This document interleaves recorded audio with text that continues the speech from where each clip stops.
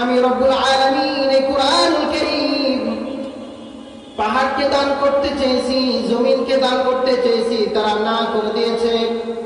আল্লাহ তাআলা বলেন, কিন্তু এই কুরআনুল কারীম আমি যখন মানব জাতির কাছে পেশ করলাম, এই মানব জাতির সাথে সাথে আমি আল্লাহ তাআলার শ্রেষ্ঠ কালাম কুরআনুল কারীমকে তারা গ্রহণ করে নিয়েছে।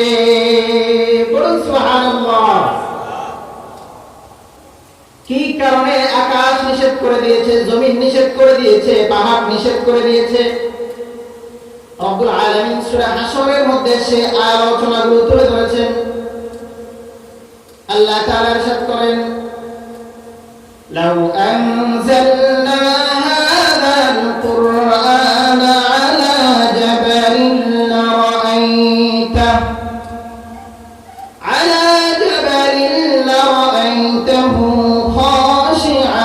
متصدعا من خشية الله وتلك الأمثال نضربها للناس لعلهم يتفكرون। رب العالمين বলেন, আমি যখন এই কুরআনুল কারীমকে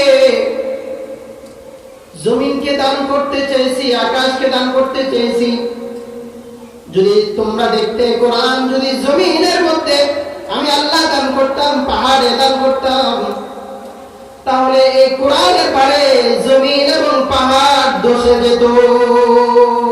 তাহলে কত ভারী কালাম সেই গ্রন্থ আল কোরআনুল কারীম আল্লাহ আমাদেরকে দান করেছেন। সুবহানাল্লাহ।